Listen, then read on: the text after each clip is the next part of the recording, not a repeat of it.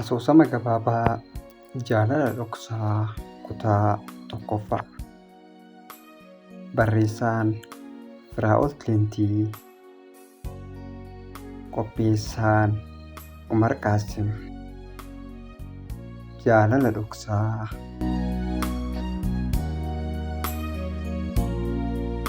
Simboon ishee nama ijaan arguu hin dandeenye yoo ta'e malee namni ijaan arguu hundi ajab yaa uumaa Rabbi osoo akkas hin jenne bira hin dabarru. Dheerinni rifeensa ishee, simboon fuula ishee, kononni funyaan ishee akkasumas ijji ishee kan bakkalcha barii fakkaatu sun ilaalamanii hin quufaman. Maqaan ishee Biiftuu Gammadaati.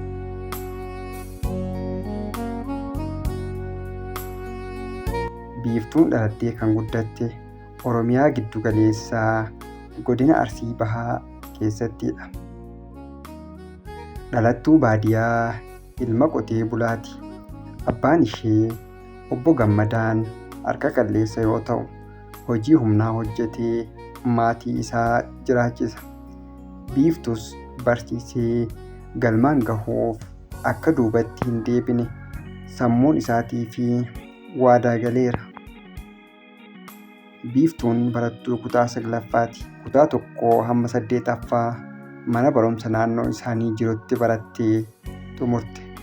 Kutaa 9 immoo naannoo isaanii waan hin jirreef magaalaa deemtee barachuun dirqama. Biiftuun maatii ishee harka qalleessa waan ta'eef barnoota ishee kan addaan kuttee dalagaa barbaaddattee dalagdee bara itti aanu akka barnoota isheetti deebitu maatii mari'attus abbaan ishee kun gonkumaa ta'uu akka hin dandeenye qalama diimaa jala sararee itti hime. Abbaan ishee si barsiisee galmaan si gahuu gahee kooti. Ati barnootuma kee qofatti jabaadhu. Biiftuu koo ani abbaan kee siif jira jedheen gorse.